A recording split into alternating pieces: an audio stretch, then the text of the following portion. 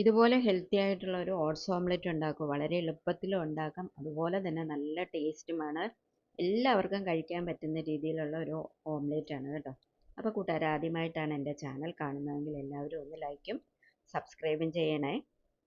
അപ്പോൾ ഞാൻ ഇതിനു വേണ്ടി എടുത്തിരിക്കുന്നത് ഒരു ബൗളിലേക്ക് 1/4 കപ്പ് അളവിലുള്ള ഓട്സ് എടുത്തിട്ടുണ്ട്.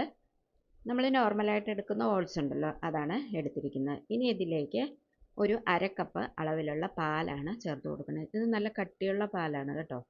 അതും കൂടെ ചേർത്തതിന് ശേഷം ഇതൊന്ന് നന്നായി മിക്സ് ചെയ്ത് നമുക്ക് ഒരു 10 മിനിറ്റ് ഇതൊന്ന് മാറ്റി വെക്കണം. കാരണം ഇത് പാലും ഈ ഓട്സും തമ്മിൽ നന്നായിട്ടൊന്ന് കുതിർന്ന് വരണം. അതിന് വേണ്ടിയിട്ടാണ്. ഇനി അതിലേക്ക് 10 മിനിറ്റിന് ശേഷം ഒരു മുട്ട ഞാൻ പൊട്ടിച്ച് ഒഴിക്കുന്നുണ്ട്.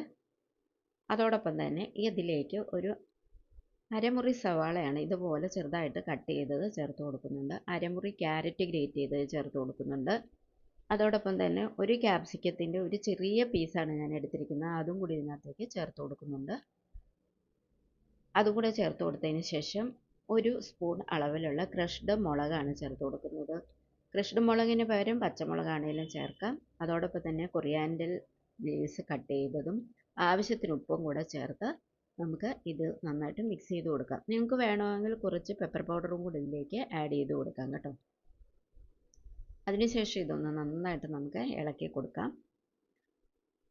ഇനി ഇതിനകത്ത് മഞ്ഞൾപ്പൊടിയോ മുളക് പൊടിയോ ഒക്കെ ആഡ് ചെയ്യാം കേട്ടോ. പക്ഷെ ഞാൻ ഇതൊന്നും ആഡ് ചെയ്യുന്നില്ല. ഇതുപോലൊരു പാൻ എടുത്തിട്ടുണ്ട്. അതിലേക്ക് ഒരു 1/2 സ്പൂൺ പോലും ഇല്ല, ഒരല്പം എണ്ണ ഞാൻ ഒഴിച്ചു കൊടുത്തിട്ടുണ്ട്.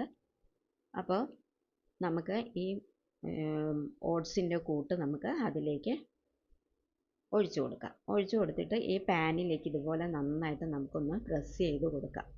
ഇത് തീ വളരെ കുറച്ച് വെച്ച് വേണം, പെട്ടെന്ന് കരിയാനുള്ള ചാൻസ് ഉണ്ട് കേട്ടോ. അപ്പോൾ ഇനി അതിലേക്ക് ഒരു മുട്ട പുഴുങ്ങി ഞാൻ ഗ്രേറ്റ് ചെയ്തതാണ് ഇതിലേക്ക് ഇതുപോലെ സ്പ്രെഡ് ചെയ്ത് കൊടുക്കുന്നത്. അതുകൂടെ സ്പ്രെഡ് ചെയ്ത് കൊടുത്തതിന് ശേഷം ഇത് നന്നായിട്ട് ഒരു വശം മുരിഞ്ഞ് എടുക്കുക.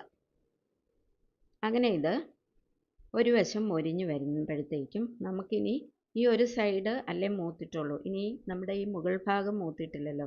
അപ്പോൾ ഇത് ഇനിയാണ് ശ്രദ്ധിക്കേണ്ടത്. അപ്പോൾ നമ്മളൊരു പ്ലേറ്റ് എടുത്തിട്ട് ഇതുപോലെ ആ പാനിൻ്റെ പുറത്ത് വെച്ചിട്ട് കമത്തി കൊടുത്തു കഴിഞ്ഞാൽ ആ ഓംലെറ്റ് ഉടയാതെ കിട്ടും.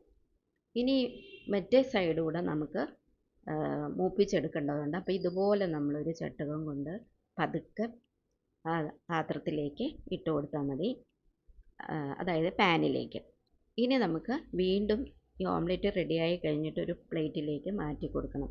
അപ്പോൾ ഞാൻ ഇത് ആദ്യം എടുത്ത പ്ലേറ്റിൽ തന്നെ എടുത്തതിന് ശേഷം ഞാൻ വീണ്ടും വേറൊരു വൈറ്റ് പ്ലേറ്റിലേക്ക് ഞാനിത് മാറ്റി കൊടുക്കുന്നുണ്ട്. അപ്പോൾ കൂട്ടുകാരെല്ലാവരും ഇതൊന്ന് ട്രൈ ചെയ്യണം കേട്ടോ.